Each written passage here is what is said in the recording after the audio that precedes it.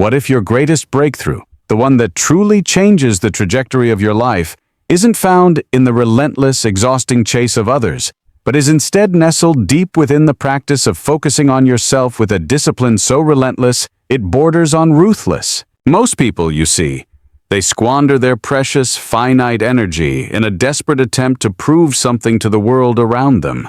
They yearn for validation, they seek applause, they crave to be seen as significant in the eyes of others. But the true winners, the souls who have attained a measure of wisdom, they choose a different path.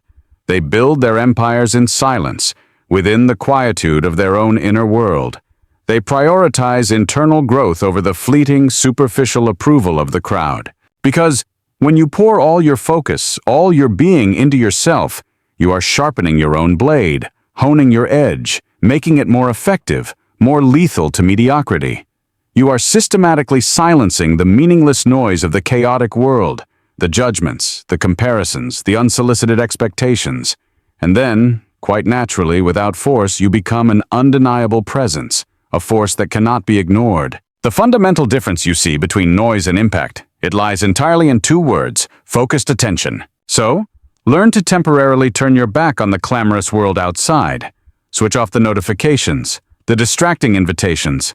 Shine the spotlight brightly onto your own progress, however small it may seem. And do not stop. Never, ever stop until you claim the victory that is rightfully yours. In a few moments, I will guide you meticulously and profoundly on how focusing solely and utterly on yourself can forge extraordinary strength, cultivate a profound inner silence, and generate an unstoppable momentum until, at long last, you grasp true victory, your own victory. Every man, every human being tends to search outwardly. We look for external approval, for the world's nod of acceptance. We seek applause, we crave praise. We hunt for proof that we are becoming someone of value, something significant. But what if, just what if, the real proof of your worth lies not in what the world proclaims about you, but in what you whisper to yourself in the sacred silence of your own soul? You were told to chase money because money supposedly brings comfort. You were advised to seek recognition because it allegedly makes you feel important. You were urged to build relationships and pursue rewards, both material and emotional. But believe me, none of these things will serve you in the long run. No achievement will be sustainable if the man inside, your very core, is left unfocused, undisciplined, and unattended. The very moment you stop constantly glancing sideways, stop checking how fast others are running or what they are achieving, and instead, you begin to meticulously examine your own steps, your own actions, your own thoughts. That is the precise moment you begin the real race, your own race at your own pace for your own prize. Why is this so critically important? Because your focus is your power. It is your purest, most potent form of energy. Your focus is the rudder of your life's ship. It signals to your future which direction to prepare for. If your focus is scattered across 10 different shores, 10 different goals, 10 different worries, you will never truly make landfall at any of them. Your ship will remain adrift, aimless. But when your focus narrows, when it converges on a single point, the right point, the essential point, it will generate a current so powerful it can cut through any storm, overcome any obstacle. What does that look like in practice? It looks like a man who decides to turn off the world for a season. He doesn't listen. He doesn't see. He doesn't concern himself with external disturbances. He builds, cultivates, and perfects in quiet solitude. It's like a master craftsman, diligently, patiently polishing a masterpiece. No one sees the process. No one knows the sweat and devotion poured into it. Until one day, when the work is complete, it shines so brilliantly that no one can ignore it. Its radiance is a statement in itself. So, ask yourself right now, in this moment, are you focused on becoming, on building the best version of yourself? Or are you distracted by watching others become, by following their successes while forgetting your own journey? Are you watering your own roots, nurturing your core values, your inner qualities? Or are you merely decorating your branches, chasing fleeting, superficial adornments? The man who learns to look inward before looking outward, who learns to listen to his inner voice before the noise of the crowd, will soon find that everything outward bows to his inward strength. Begin there from that deep inner place. Stay there, steadfast on your inward journey, and you will win from there, from your truest, most authentic power. Build a fortress around your attention. Your attention is your most precious treasure. Guard it as you would a kingdom under siege. Every whisper from others, every comparison, however unintentional, every subtle judgment, they are like poisoned arrows aimed directly at the heart of your focus, attempting to breach your fortress walls. But you must not flinch. You must not yield. Stand firm like a mountain. A man who protects his attention builds an empire. Why is this so vital? Because whatever holds your attention owns your future. If gossip and idle chatter capture your attention, you will shrink. You will become smaller. If regret for the past, for mistakes made, consumes your attention, you will stall. You will be unable to move forward. But if a noble purpose, if genuine aspirations command your attention, you will rise, powerful and radiant. So, how do you make your attention unshakable, as solid as a rock? Begin by choosing carefully what you allow to enter your eyes and ears. The images you see, the sounds you hear, they are shaping your worldview. Choose your conversations. Do you engage with those who uplift you, or those who drag you down? Choose your thoughts. Are you the master of your thoughts, or do your thoughts master you? Learn to say no more often. Say no to unnecessary invitations. Say no to activities that distract you from your primary goal. Cut off shallow obligations, superficial relationships that only consume your time and energy. Be willing to trade being liked by everyone for clarity in your purpose and actions. It's better to be misunderstood than to live a life of vague conformity. And above all, stop explaining yourself to people who are not building with you, who do not share your vision. Your energy is for creation, not for justification. Imagine a farmer. Every morning, instead of tending his own field, he runs over to check on his neighbor's crops. He compares, he covets, he marvels. He forgets to water the thirsty seedlings on his own land. And then, harvest season arrives. He has nothing in his hands but envy and regret. Now, imagine that farmer as you. What could you build in a year if you stopped constantly checking how others are living, how others are succeeding? What would happen if you poured all that abundant energy into yourself, into learning, training, and growing? This is not selfishness. This is a sacred act. It is self-respect prophylaxis at its highest level. It is the beginning of all great things. Focus is not a suggestion, a casual piece of advice. It is survival. Will you waste it, or will you wield it wisely? The choice is yours. Become dangerously consistent, so consistent that it becomes a threat to your old habits, to your stagnation. You don't need more new goals. Perhaps you already have too many. What you truly need is more repetition. Repetition of the right actions, the good habits. Most men fail, not from a lack of ambition. Oh no, ambition is plentiful. They fail from a lack of consistency. They dream of magnificent castles, but they build them with flimsy paper, easily blown away by the slightest breeze. You start with a burning fire of enthusiasm, with a clear vision, with a detailed plan. But the moment the winds of boredom or resistance begin to blow, your flame flickers, weakens, and dies out. You start strong on Monday, full of energy and determination. But by Thursday, you begin to negotiate with yourself. You whisper, "Well, maybe I'll do it later. Maybe tomorrow will do."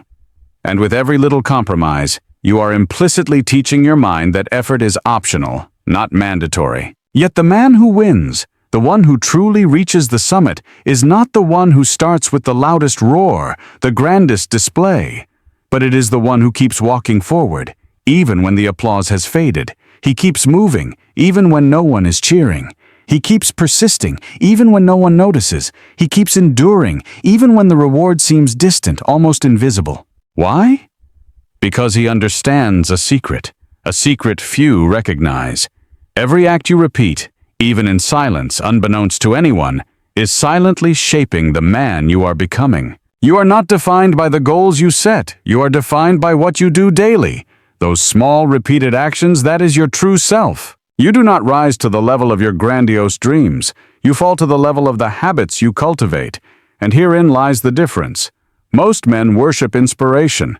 They wait for inspiration to strike before they act. But inspiration is fickle. It comes and goes like the wind. The wise man worships structure.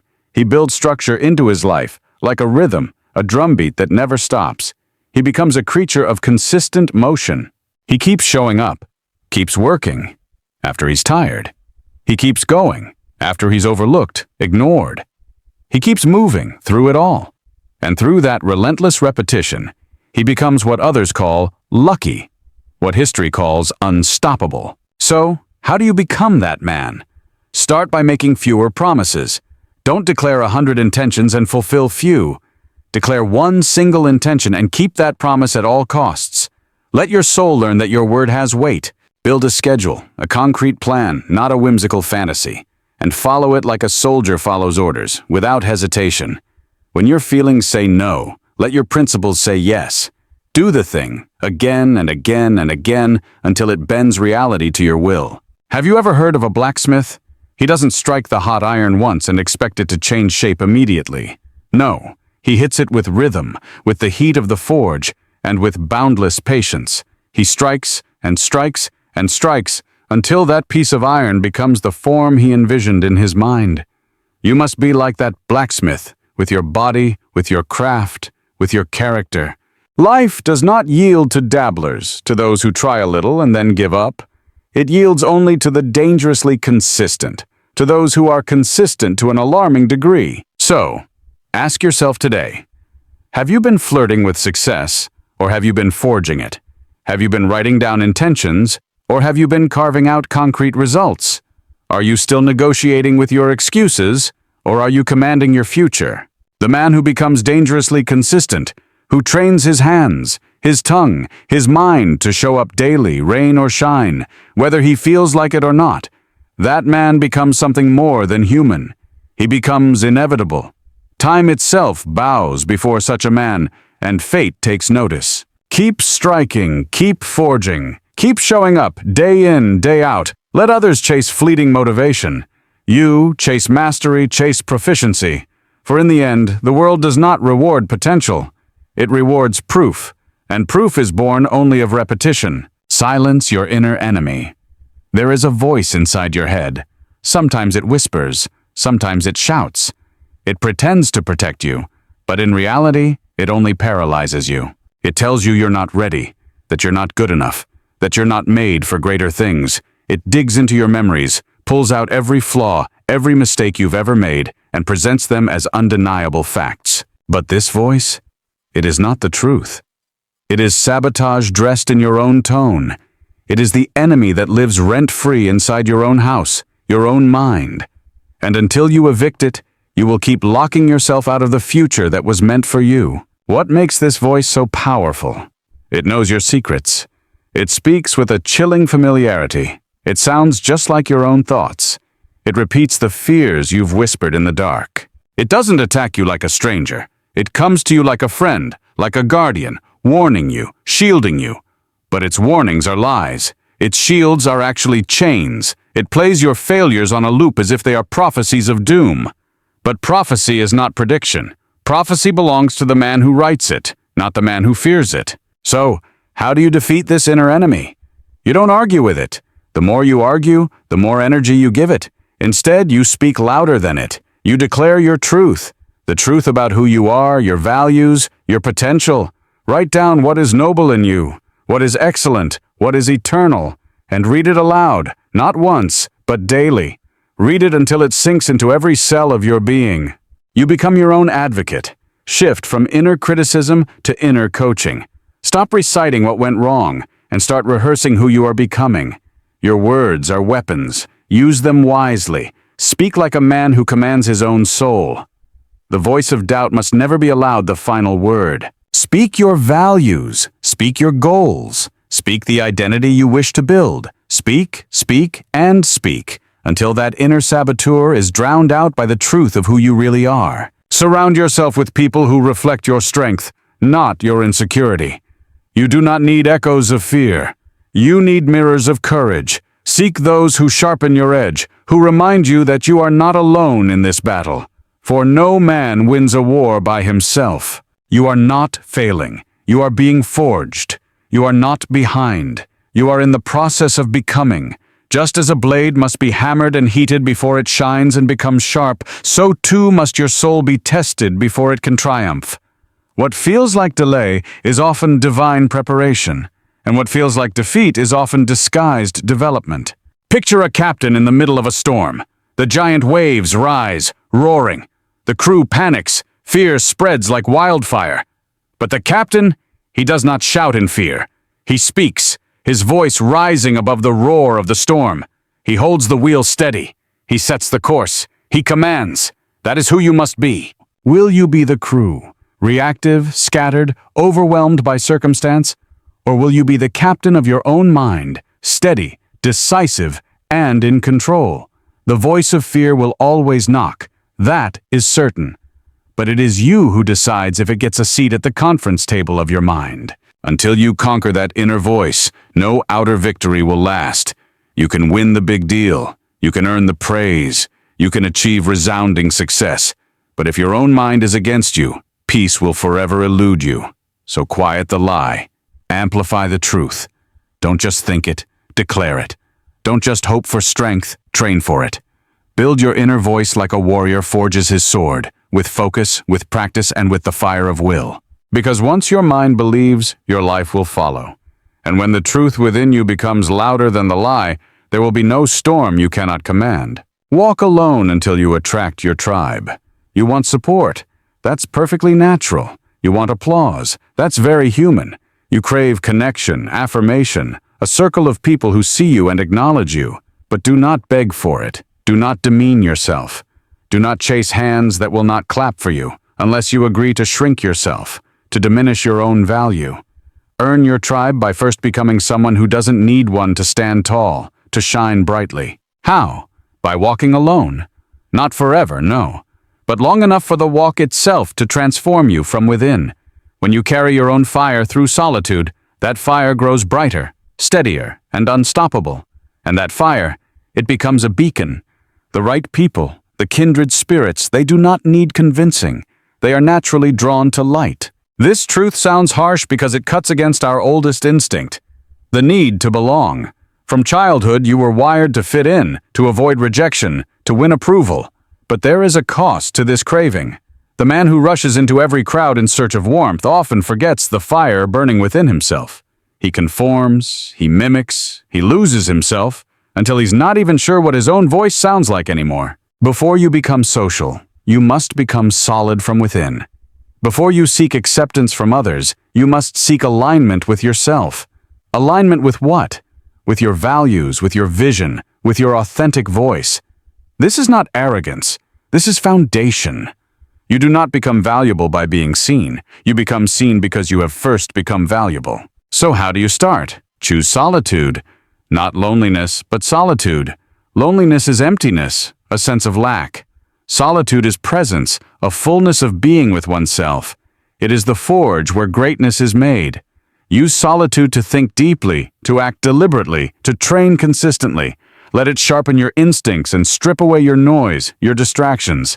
Become so clear on your mission that distractions find you boring. Picture a lion among sheep. The lion does not beg the herd to crown him king. He does not explain himself. He does not lower his roar to comfort their ears. He stands in his strength, and the right ones, the worthy ones, recognize it. So must you. Ask yourself, are you shrinking your spirit to be accepted by groups who do not value your essence?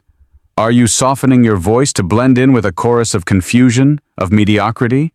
Or are you willing to be misunderstood for a time, until you are respected for who you truly are? Understand this. The road of solitude is not a curse. It is the training ground. It is where kings are made. It is where voices are refined and resolve is built. When you stop fearing the lonely path, you begin to own it. And the man who owns the road eventually commands the crowd. So, walk it with your head held high, with your spine straight, with your purpose firmly in hand. Let your silence be your training. Let your discipline be your declaration. Let your life become proof that you did not need permission from anyone to become powerful. Because one day they will come. The ones who resonate, the ones who are on the same frequency, the ones who rise with you. And they will not ask, "Can I follow you?" They will simply fall into step, walking kande se kanda milaakar, kande se kanda milakar, shoulder to shoulder, with you. Because a real tribe is not found, it is drawn. And only those who have dared to walk alone can lead others with true strength. Let the lonely road refine you, not define you in a negative way. Be willing to walk it, and soon you won't just find a tribe. You'll lead one. You owe yourself everything. Not your mentor, not your partner, not some miracle falling from the sky. That may sound harsh, unforgiving, but in reality, it is the highest form of freedom. Because once you stop waiting for rescue from the outside, you start building your own ladder. You start becoming your own answer. The moment you take full, unadulterated ownership of your life, you take back your power. Not just emotionally, but practically. You stop asking, "Why me?" And you start asking, "What now?" Why is this shift so potent? Because the man who blames, he delays action. He transfers his power to his past, to others, to circumstances. But the man who takes charge, he accelerates. He becomes a force of movement, of creation. He refuses to let excuses outlive his dreams. He understands this truth profoundly. If your vision is sacred, your excuses must be sacrificed. There is no room for both. So, what does it mean to owe yourself everything? It means doing the work when no one claps, when there is no audience. It means waking up early when no one tells you to, when no alarm clock forces you. It means holding yourself to a higher standard, not because someone is watching, but because you are watching, your conscience is watching. It means choosing the hard thing before the easy one, choosing discipline over comfort, choosing purpose over fleeting pleasure. It means showing up as your future self now. Stop waiting for motivation. Create it yourself. Motivation is a result, not a prerequisite. Action comes first. Motion breeds emotion. When you start moving, clarity comes, strength follows. Stop asking for permission. Claim your right to the life you desire. The life you want will not be handed to you on a silver platter. It will be forged by you, one decision, one action at a time. Picture a builder standing before a vacant lot. There is no applause, no detailed blueprint handed to him, just a vision in his mind and an iron will. He starts with one brick, then another. Every brick is a promise. Every strike of the hammer is a vow. He does not wait for help. He becomes help itself. Until one day a magnificent castle stands where emptiness once ruled. Will you lay your own bricks, or are you still waiting for someone else to bring the cement? The truth is this: every result in your life is a reflection of the standard you have allowed to exist. If you tolerate mediocrity, you will live in mediocrity. If you demand excellence, you will rise into excellence. So, raise your standard. Not tomorrow, but right now. Not when you feel like it, but especially when you don't feel like it. Because every day you delay, you deepen the gap between who you are and who you could be. You owe yourself. Not your past, not your pain, not your doubt. You owe your future. The one waiting for you to show up, strong and determined. The one asking you, are you ready to stop watching from the sidelines and start building? You want transformation? Then stop outsourcing responsibility. Take the pen, write your own path, lay your bricks, stack your proof. This life is your construction site. It can be messy, it can be slow, it can happen in silence, but every nail you drive, every hour you commit, every choice you master builds the fortress of a man who is unshakable. You don't need saving from the outside. You need structure from the T_T. You don't need approval from others. You need execution from yourself.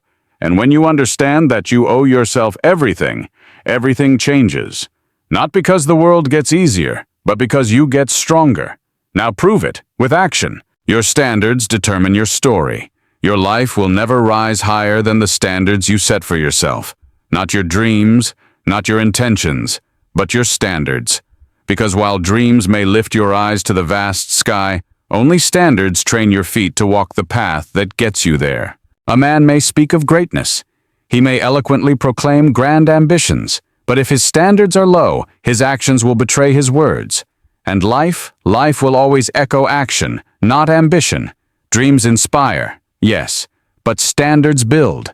And the man who wishes to build high must first dig his foundations deep. He must declare to himself not once, but daily, "This is my line. This is who I am." The man who sets a high standard and never breaks it, he becomes like an impregnable fortress. Life may hurl storms at him. The winds may howl fiercely, but the walls of that fortress will not shake, because its foundation, from the very beginning, was never negotiable. Why does this matter so immensely? Because when the winds of adversity blow, you do not rise to the occasion. That is a myth, a comfortable fallacy. You fall to the level of your system, and your system is only as strong as the floor beneath it. That floor, that is the line you refuse to cross, even when it costs you dearly. That floor, that is your standard. Not the one you tell the world about, but the one you live by when no one is looking. So how do you raise that floor? Start with your non-negotiables. You don't need 10, just one will do to begin. Then guard it with your life. Say no to the path of least resistance, the easy way out. Say no to the thought, just this once. Say yes to the declaration, this is who I am. Because when you start defending your standard starts defending you. Refuse the easy way. Reject what insults your soul, what goes against your core values. Deny what feels good now if it steals from what matters forever. The man who refuses to cheat the blueprint of his life, who builds with integrity, brick by brick, day by day, that man becomes untouchable. He is not dependent on applause. He does not bend when mocked. He shows up when it rains. He shows up when it hurts. And over time, his consistency becomes his legacy. His name begins to mean something. His presence becomes a message because everyone around him knows he doesn't break the line. And that is rare. That is respected. That becomes power. But the question remains, what are your standards behind closed doors? When no one is watching, who are you? Not the version you post online or perform for the crowd, but the one who stands alone in silence. That man is writing your future, not the dreamer, but the decider. And the beauty of standards is this: you don't need anyone's permission to raise them. You don't need the world to agree with you. You only need yourself to decide. Because once you elevate your standard, your life story must follow. Life cannot help but reflect what you consistently demand of it and of yourself. So choose a higher floor, hold it, guard it, build from it. And one day, without trying to be inspiring, without shouting your worth, others will look at you and say, "There stands a man whose standards shaped his story." Let that man be you. Your pace is your power. You've been told to hurry, to keep up, to move faster, or risk being forgotten. But no one told you the truth. Speed without direction is disaster. It feels like progress. It looks like ambition. But it often ends in exhaustion, regret, and misalignment from your true path. The world runs in panic. You must choose to move with purpose, because the moment you trade your pace for theirs, you abandon your path for theirs. And in that trade, purpose dies. Comparison is not motivation. It is corrosion. It eats at your center until your journey no longer feels like your own. The man who understands his pace owns his future. He doesn't rush to impress. He doesn't panic when others seem ahead. He knows something they don't. Life is not a race, it is a rhythm. And rhythm, once discovered, becomes a secret weapon. Why is pace so powerful? Because pace guards your energy. It shields you from burnout. It protects you from distraction. It saves you from self-sabotage. The man who knows his pace refuses to sprint toward goals that don't matter. He doesn't trade his soul for speed. Instead, he builds with intention. He learns the rhythm of mastery. And real mastery is never built in sprints. It is carved in stride. So, how do you find your pace? Stop watching theirs. Start listening inward. The answer is not in the crowd's applause. It's in your own breath, your own steps, your own spirit. Learn to hear your inner tempo. Design days that support depth, not just hustle. Choose one hard thing and do it well. Eliminate the noise. Embrace the discipline of slow, deep, and focused work. Build slowly but with no retreat. Let each action be a brick. Let each day be a foundation. Imagine a marathon runner who starts sprinting at mile 1. He flies ahead for a moment, brilliant and prominent. But the weight of unsustainable speed soon breaks him. He collapses, he regrets, he fades. But the man who knows his rhythm, he endures. He conserves, he outlasts them all. Because his power is not in speed, it is in sustainability. Ask yourself, are you chasing the world's timeline, or are you building your own? Are you counting how fast others rise, or are you measuring how deep you go? What if your timing isn't late, but perfect? What if your pace is power in disguise? What if your patience is the very thing positioning you for permanence? Walk in that belief. Own it. Trust it. Because when you do, you will arrive. And not just anywhere, but exactly where greatness was waiting for you. Not by accident, but by rhythm, by mastery, by walking the path only you could walk, at the pace only you could hold. You don't need to be first. You need to be faithful to your journey. Keep your pace, keep your power, and the world will wonder how you lasted so long, how you rose so high, how you built what no one else could. The answer? You didn't rush. You remembered who you are, and you moved in that rhythm until the world caught up to you. Mindset makes the man. Your mind is not merely a tool, it is the throne, and whatever reigns there, fear or faith, doubt or discipline, will rule your life. Every word you speak, every step you take, every choice you make, begins in the hidden halls of your thinking. The mind is not passive, it is the architect of your reality, and your mindset, that is the gatekeeper. It decides what stays and what gets rejected. It filters every moment, every opportunity through the lens of belief or limitation. This changes everything. Because if you take hold of your thoughts, you take hold of your life. If you shape your inner world, your outer world bends to match it. The man who masters his mindset cannot be moved. He does not crumble under pressure. He does not inflate with praise, nor deflate with insult. He is anchored, not in mood, not in emotion, but in principle. He leads himself, not by whim, but by truth. So, how does such a mind get built? It begins where few are willing to look, in the silence of self-observation. Audit your thoughts. What runs on repeat in your head? Are you speaking to yourself like a champion or a coward? Is your internal voice lifting you or limiting you? Most men lose the battle before they even enter the arena because their inner dialogue has already declared defeat. Flood your mind with truth. Not flattery, not delusion, but eternal, unshakable truth. Speak it, read it, repeat it until it becomes more familiar than the fear you once entertained. You must be vigilant, not once, but always. Because the enemy doesn't knock on the front door. He whispers through your own voice. He tells you to settle, to wait, to stop. Silence him with truth and then act like the man you want to be until you become him. Identity is not inherited. It is forged. Every time you choose discipline over ease, truth over excuse, order over chaos, you cast a vote for the man you're becoming. Discipline is not about feeling like it. It is about being it. Faith is not emotion. It is decision. Victory is not luck. It is consistency of mindset under pressure. Picture a warrior. He sharpens his blade each morning, not because a battle is promised, but because a battle is possible. He doesn't need applause to prepare. He doesn't wait for trouble to get strong. He prepares daily so that when the test comes, he is already fit to overcome.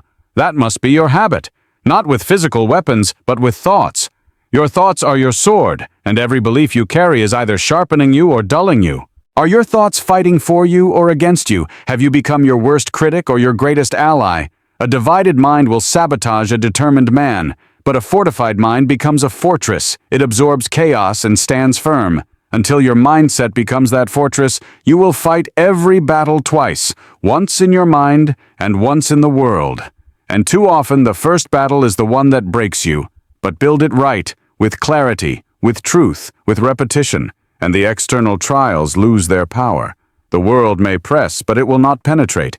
Because the throne has been claimed, the ruler is awake, and the kingdom of your life is now under rightful rule. Delayed gratification builds unbreakable men. You've been tricked, deceived into chasing the now, into needing quick wins, fast likes, easy praise. You've been tricked into thinking that urgency is virtue and that value is measured in applause. But the truth is starkly clear. Nothing legendary is built in the short term. Not character, not greatness, not legacies that endure. The world will sell you shortcuts, but the path of purpose has no detours. It demands patience. It rewards discipline. It honors the one who waits. The man who wins long is the man who delays now. He is not addicted to the thrill of the moment. He is anchored in the vision of what could be. He doesn't feast because he's hungry. He builds because he is called. And that is rare because it requires pain. It means saying no when everyone else says yes. It means sacrificing comfort in silence while the crowd laughs in ignorance. But this is the mark of every great man. He does not trade the future for the present. He builds the present for the future. His name becomes weight, not because he sprinted, but because he endured, because he withheld, because he waited, not passively, but strategically. How do you become such a man? You start by saying no to what weakens you. You identify the comforts that kill your potential, and you remove their throne. You delay the sweetness of the moment for the strength of your mission. You starve the impulse that says now, and you train your appetite to bow to your vision. Like a craftsman, you practice saying no, not because you hate pleasure, but because you honor power. And power always flows to the disciplined. Picture a sculptor. He does not rush. He does not seek applause after every strike of the chisel. He chips away, quietly, consistently. He studies the stone. He lets time serve his hands. Years may pass, but he does not waver. And one day, when the veil is lifted, the world sees a masterpiece. But what they miss, what made it possible, was 1,000 days of saying no. Ask yourself, what are you choosing today that is costing you 10 tomorrows? What cravings are stealing your crown? What habits have you convinced yourself are harmless, yet they keep you average, untested, unseen? Are you investing in a future that will honor you, or escaping the present that demands you rise? The man who delays gratification is not missing out, he is positioning. While others trade away greatness for the moment, he quietly compounds power. He stores energy. He multiplies potential, and when the day comes, when the noise fades, when the race turns long, when the test gets real, he does not panic. He performs, he endures, he wins, and the world will wonder how he rose so high, how he made it look effortless. But you will know, he paid in advance, in silence, in sweat, in sacrifice. This is your invitation to turn away from the cheap thrill, to lift your eyes from the instant to the eternal, to build like a man who knows the cost and pays it anyway. Delay now, rise later. And when you do rise, it won't be fast. It will be forever. Your future listens to your routine. Your dreams are not waiting on a miracle. They are waiting on a routine. Not on luck, not on bursts of motivation, but on small, deliberate acts repeated without applause. Because your future isn't built in sudden breakthroughs. It is crafted in daily rituals. That's where power hides. In the repetition, in the ordinary, in the commitment to keep showing up even when nothing seems to change. It may look simple, it may feel mundane, but those who master the mundane become masters of destiny. Why is this so hard? Because we are trained to chase the finish line, not the footsteps. We want results, but we resist routine. We want transformation, but we despise repetition. The world glorifies the dramatic moment, the overnight success, the viral story, the big break, but it forgets to mention the man behind it all, quietly laying brick after brick while no one watched. The man who wins long-term doesn't rely on inspiration. He builds rhythm. He doesn't ask, "Do I feel like it?" He declares, "This is what I do." His life is not a lottery. It is a system, a rhythm, a pattern of daily discipline. He knows that power belongs to the consistent, not the intense. What should that rhythm look like? Simple, repeatable, non-negotiable. Wake up on time. Move your body. Guard your mind. Build your skill. Reflect on truth. Do it even when you don't feel like it, especially then. Because anyone can act when it feels good. But the man who acts regardless of feeling, he is the one who finishes. Picture a man who treats each day like a brick. He doesn't wait for the blueprint to be perfect. He lays what he can with care and intention. Some days the weather is good, some days it isn't, but he shows up regardless. And without realizing, without trying to impress, he builds a fortress.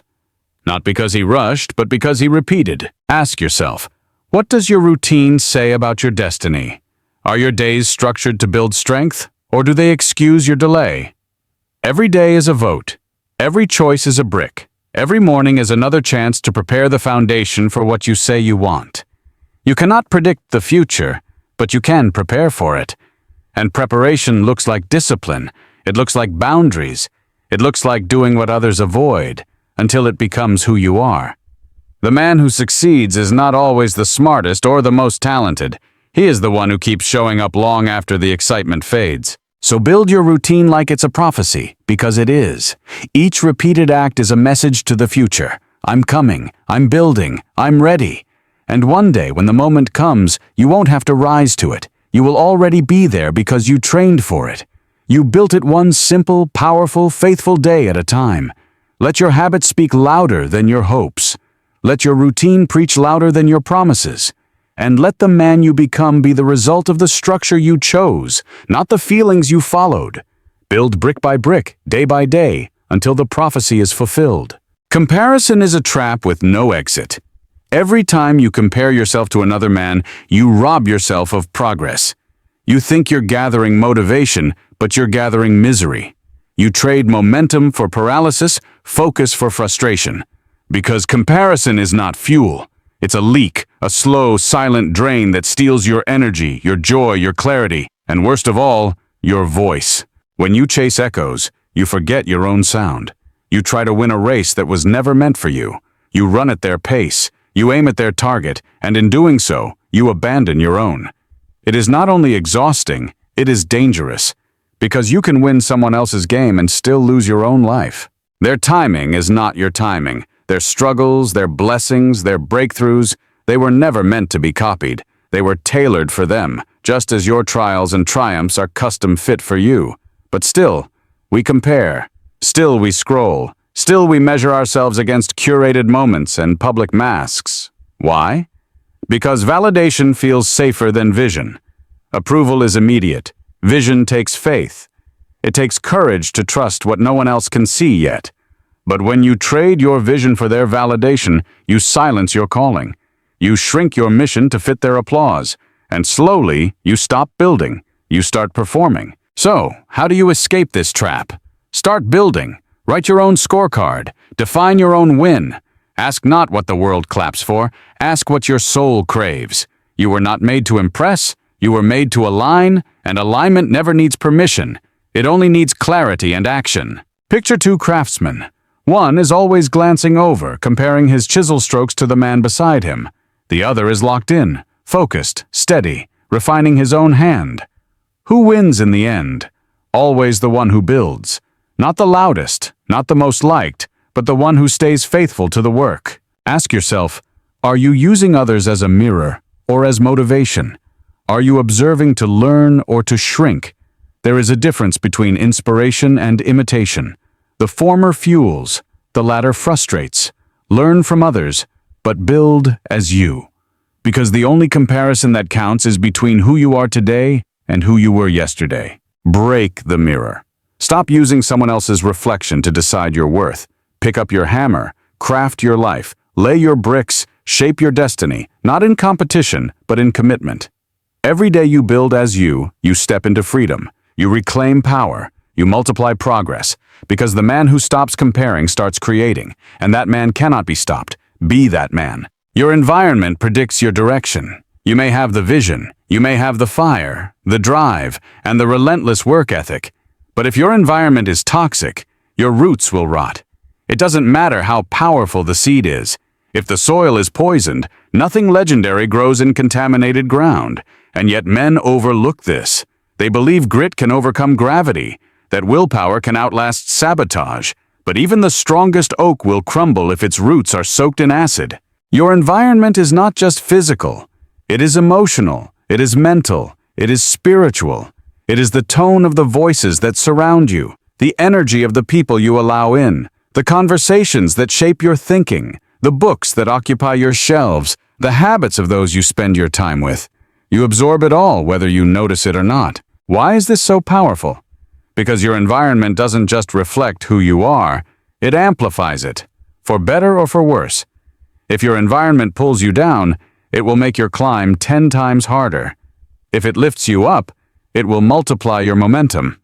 Every voice, every space, every habit is either nurturing your destiny or poisoning your potential. So, how do you upgrade it? You audit ruthlessly. Ask, what feeds me? What depletes me? Which voices light my fire and which ones dim it? Who speaks to my vision and who drags me back to my history? Stop giving access to those who dishonor your growth. Choose relationships that reflect your future, not your past. You are not obligated to maintain friendships that chain you to mediocrity. Then look at your physical spaces. Are they structured for discipline or distraction? Is your desk a launch pad or a landfill? Is your morning shaped by clarity or chaos? Create environments that make excellence easier. Set the standard not just for your actions, but for the space that surrounds them. Picture a man training in a muddy field. His every step is a struggle. His energy is spent just trying to stay upright. Now, move that same man to solid ground. Watch him fly, watch him break records. The effort was never the problem. The environment was. Ask yourself, are your surroundings supporting your standards, or are they seducing you into settling? You cannot afford to normalize dysfunction. You cannot afford to build dreams in rooms that insult them. You must guard your atmosphere as fiercely as you guard your goals, because environment is not neutral. It is prophetic. It is a forecast of your future. Stay in the wrong soil long enough and you will wither. Plant yourself in the right ground and you will flourish. The environment does not ask permission to influence you. It simply does. So be bold. Make the cuts. Raise the standard. Rearrange the space. Distance yourself from what dulls you. Draw closer to what sharpens you. Build an environment that calls you higher, because you cannot rise while rooted in what is dragging you down. Protect your ground and let your roots run deep in places where greatness can grow. Your identity must evolve before your results do. You want a new life, a new level, a new legacy. But the question isn't what do you want? The question is, who are you willing to become? Because change does not begin at the result. It begins at the root. And the root of every lasting transformation is identity. Until you shift who you believe you are, nothing external will stay. You might spark a change. You might begin a habit. But without the foundation of a new self-image, it won't last. Because your brain, by design, fights to stay consistent with the person you believe you are. Not the person you hope to be, but the one you already think you are. This is why so many men sabotage their own growth. If you believe you're undisciplined, you'll break every structure you build. If you believe you're weak, you'll fold at the first resistance. If you believe you're not worthy, you'll reject every win that comes your way. And then you'll say, I knew it. But it wasn't fate, it was identity. And here's the truth. If you shift your identity, your habits must follow. Because behavior flows downstream from belief. The man who believes he is a warrior trains like a warrior. The man who believes he is a builder builds regardless of how he feels. So, how do you change your identity? You speak differently, you act differently, you decide differently. Not once, but until your nervous system catches up. You don't wait to feel like the new man. You act like him and let the feeling find you. You declare, this is who I am. And then you prove it, one decision at a time. You don't fake it, you forge it. Picture a man who once saw himself as broken. Every mirror whispered shame. Every step forward felt fake. Until one day he made a choice. Not to pretend he was whole, but to become the builder. Not of a house, not of a career, but of himself. With every act of integrity, with every commitment kept, he laid a brick. He didn't wait for the world to affirm him. He rewrote his identity in silence, until the old story no longer fit. Ask yourself, who are you becoming by default? What assumptions are shaping your days? And who could you become by design? What version of you would emerge if you cut the old narrative and build a new one from truth? You are not locked in. Your self-image is not set in stone. It is shaped by repetition. Repetition of thought, repetition of behavior, repetition of choice. Start choosing what aligns with the man you want to be. Speak words that honor him. Build habits that serve him. Stand in decisions that reflect him.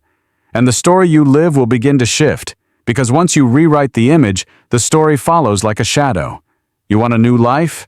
Then stop trying to decorate the old one. Become a new man, and everything around you will change to match him. You teach the world how to treat you. You are not just a product of what the world gives you. You are a mirror of what you permit. Every time you let disrespect slide, you sign off on your own diminishment. Every time you shrink to keep someone else comfortable, you dim the fire that was meant to lead you.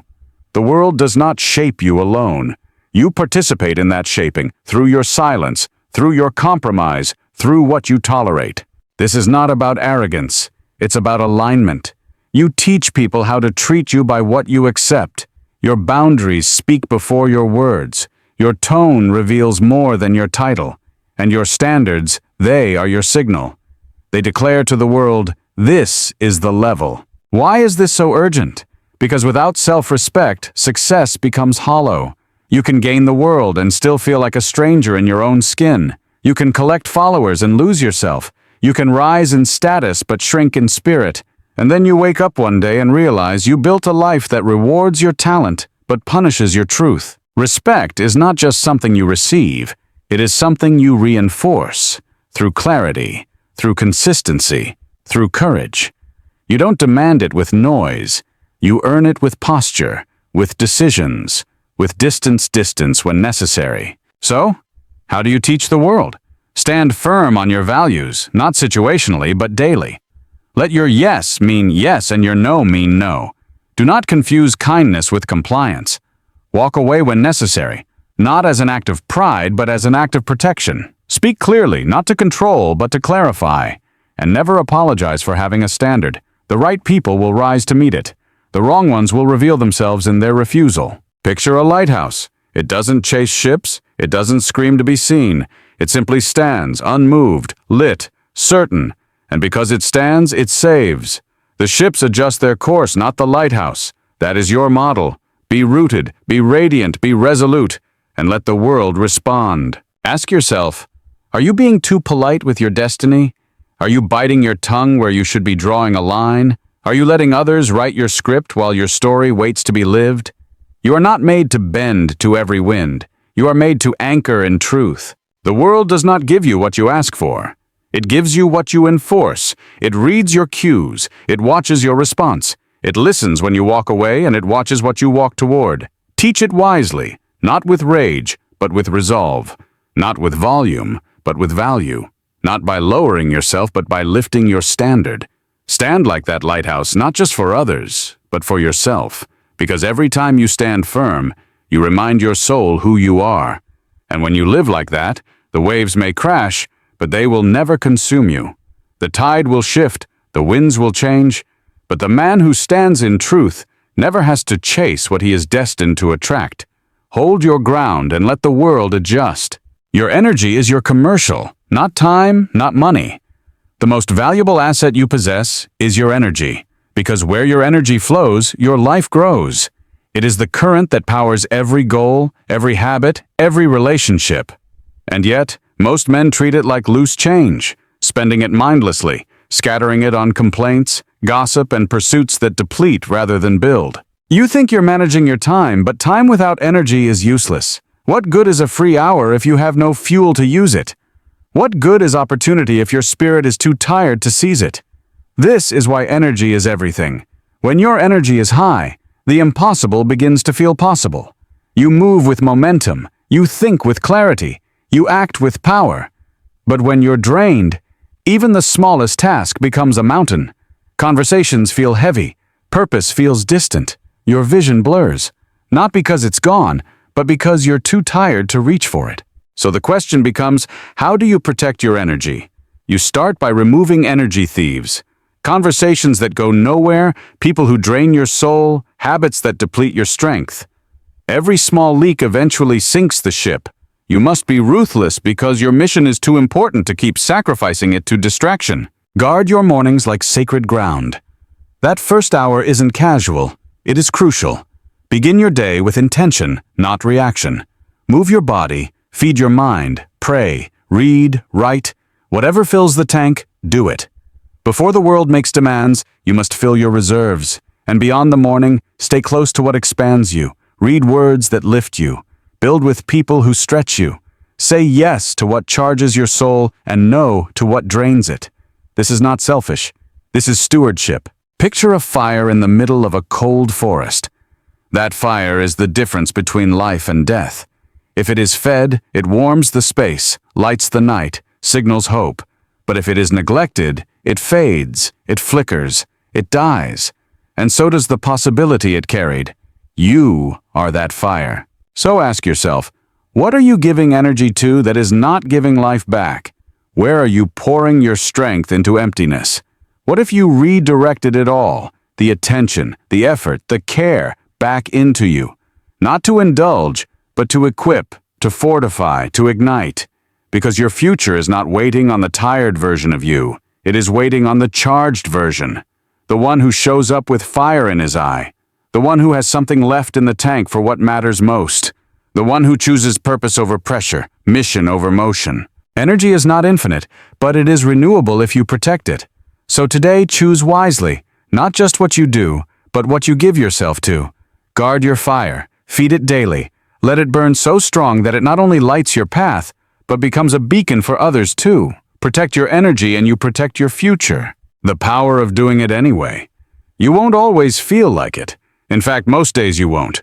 You'll feel tired, you'll feel uncertain, you'll feel afraid, and that's exactly where the separation begins, between the ones who only dream and the ones who do.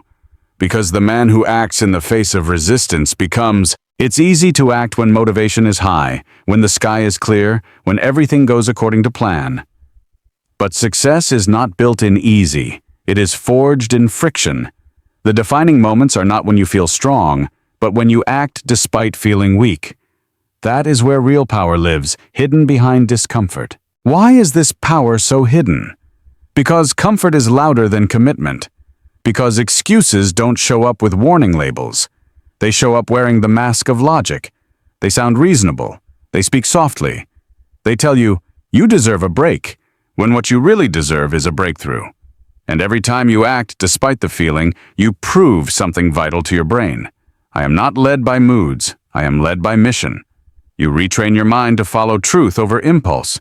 You rewire your identity around discipline, not desire.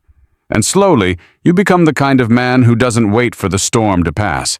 He builds through it. So how do you train this? You set the plan, and then you honor it like a vow. Not a suggestion, not a maybe, a vow. You make commitment your default, not convenience. When your alarm rings, you don't negotiate. When your schedule calls, you don't ask how you feel. You already decided. Your path was chosen before the mood arrived. Treat feelings as noise. Let them speak, but don't let them steer. They are background chatter. You are the driver. Stay loyal to the goal. Not because it's easy, but because it's yours. Picture a soldier waking in the dark. There is no applause, no spotlight, no guarantee. Just orders, just purpose. He doesn't wait to feel like it. He doesn't need inspiration. He moves because he is trained to, because he said yes to something bigger than himself. That is how mission wins over mood. Ask yourself, are you waiting to feel ready? Or are you ready to feel whatever comes and keep going anyway? Are you waiting for clarity? Or are you willing to walk through the fog with faith in your steps? The man who does it anyway does not just finish the task. He forges a new self. Every rep, every step, every page, every choice, done in defiance of how he feels, is a declaration. I am becoming unshakable. Do it anyway. That's where winners are born. Not in the comfort of readiness, but in the crucible of resistance. When the body is tired, but the spirit stands tall. When the world says pause, but the soul says press. That is where excellence begins. So rise, move, write, train, build. Whatever your mission is, return to it. Feel the resistance and do it anyway. Because the man who can do that can do anything. What you tolerate becomes your truth. Life doesn't give you what you want. It gives you what you accept. Not your dreams, not your intentions, but your standards. Every time you tolerate disrespect, delay, disorganization, you silently approve it. You reinforce it. And before long, what was once unacceptable becomes your everyday reality. This is why most men live below their potential. Not because they lack talent, not because they lack opportunity, but because they've negotiated too often with mediocrity. They've lowered the bar to match their surroundings instead of lifting their surroundings to match their vision. They've chosen peace with others over peace with their own future. Why is this law so crucial? Because it holds up a mirror. It forces you to face the truth. Your life is a reflection of what you've permitted. You can blame your boss, you can blame your upbringing, you can blame your environment. But none of that shifts until your tolerance does. Real change doesn't begin when your circumstances get better. It begins when your standards get stricter, when you shrink what you're willing to put up with. So how do you recalibrate? You start with an audit, brutal, honest, unfiltered. Look at your habits. What do your mornings say about your priority? Look at your environment. Is your workspace built for productivity or chaos? Look at your health. Are you honoring your body or neglecting it? Look at your relationships. Are your friendships elevating your standard or enabling your excuses? Then ask, what am I allowing that insults my future?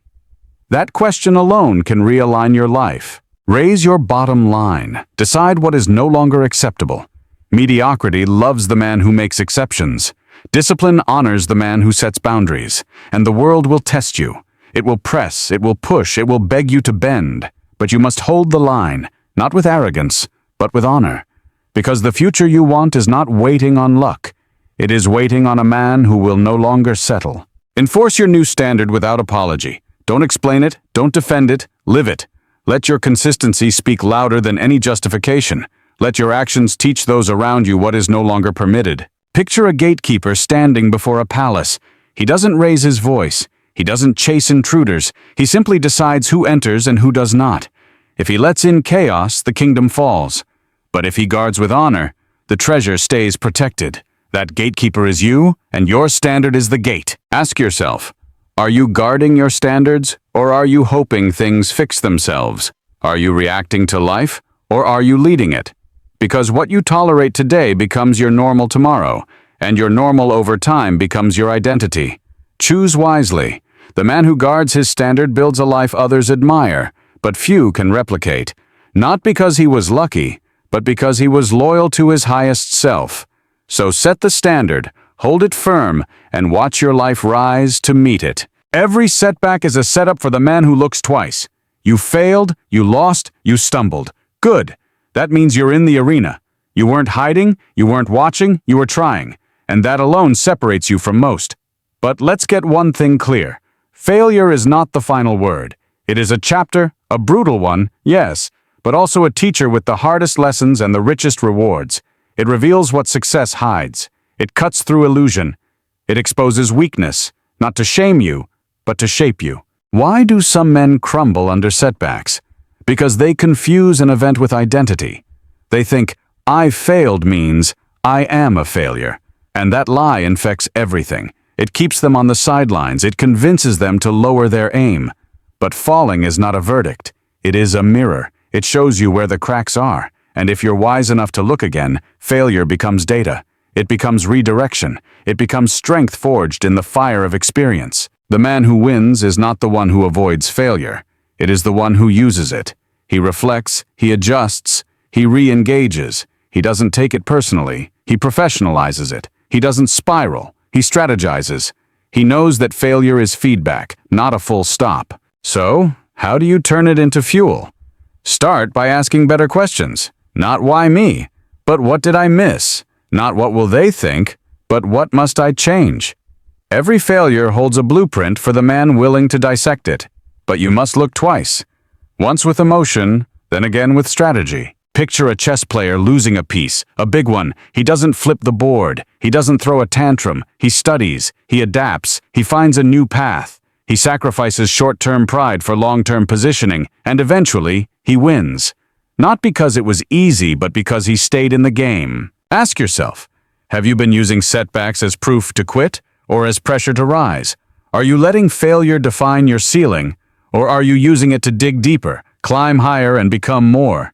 You must understand this. The setback is not your sentence. It is your setup. If you look again, if you refuse to sulk, if you rise while others retreat, that's the difference between the average man and the architect of his future. You do not need to fear failure. You need to fear not learning from it. Because what breaks you today will repeat tomorrow unless you extract the lesson, unless you build new muscle, unless you step back in stronger and wiser. So wear your scars with purpose. Not as marks of shame, but as medals of endurance. Let each mistake become a manual. Let each loss fuel your return. Because the man who fails and finishes is far greater than the one who never tried. Stand up, look again, and get back in position. Because your comeback is not a matter of chance, it's a matter of choice. Your legacy starts with daily decisions. Legacy is not something you build at the end. It is not a speech delivered after you're gone, or a name etched in stone. Legacy is built daily, quietly, consistently, in your choices, in your habits, in how you speak, how you love, how you lead. Most men mistakenly believe that legacy is reserved for the famous, for presidents, for inventors, for those whose stories fill textbooks. But legacy is not about being known by the world. It is about being remembered by the right people, your children, your team, your circle. Legacy is the echo of your choices. It is what lingers in the room after you leave. Why is this a call to action? Because today matters more than you think. Every conversation you have, every boundary you honor, every small promise you keep. These are not minor, they are bricks. And over time, they become the walls of your character, the shape of your life story. The way you show up now sets the tone for how you're remembered later. The consistency with which you show up, even when no one is watching, builds a reputation that outlives you. You do not stumble into a great legacy, you build one. So, what will you choose today? Will you speak truth or stay silent? Will you show up early or hit snooze again? Will you give your best or just enough to get by? Will you lead with courage, even when it's uncomfortable? Or will you blend into the background, unnoticed and unchanged? Picture a builder laying a foundation. He is not praised for the first stone. No crowds gather when he aligns the framework. But he continues. Each stone, each brick, each nail. It matters. Precision matters. Effort matters. And one day when the structure rises, when others stand in awe at what has been built, he knows. He knows what went into it. The unseen hours, the silent decisions, the sweat and the sacrifice. That builder is you, and the foundation is your daily life. Your legacy is being poured into every routine, every act of integrity, every refusal to lower your standard. You are building what the world will one day call your name. Ask yourself, what will your name mean when you're not in the room? Will it command respect, or will it vanish with the wind? Will people speak of your discipline, your honor, your consistency? Or will there be silence because there was never anything firm enough to remember? What echoes will follow your footsteps? Will your children remember you as the man who always showed up, not perfectly, but fully? Will your team speak of the standard you set? Will your community feel your impact not because you shouted, but because you stood? These questions are not meant to burden you. They are meant to wake you. Because legacy is not found in some far-off future. It is built one decision at a time. You do not need to make a grand gesture. You need to make a faithful one. You build legacy when you choose truth over ease, when you forgive first, when you say no to what insults your future, when you rise before the sun to keep a promise to yourself, when you push through the discomfort to live by a principle. Legacy is built when you do the right thing when it would be easier not to. When you lead with conviction instead of convenience. When you lift others instead of competing with them. It's not complicated, but it is costly. Because legacy requires intention. It requires presence. It requires that you stop waiting for someday and start laying bricks today. The world may never give you applause, but if you build well, it will give you something better. Remembrance. And in that remembrance, your life will continue to speak. So decide now. What kind of monument are you building with your days? What truth will your name carry when your voice is gone? You don't find legacy. You build it, one decision at a time. And the time to build is now. Turn your attention inward. Stop watching others rise while you remain stagnant. Focus on building your mind, your skills, your power. Cut the noise, cancel the comparison, elevate your standard, and don't quit halfway. You owe yourself the finish line. Focus on you, relentlessly, until there is nothing left to prove.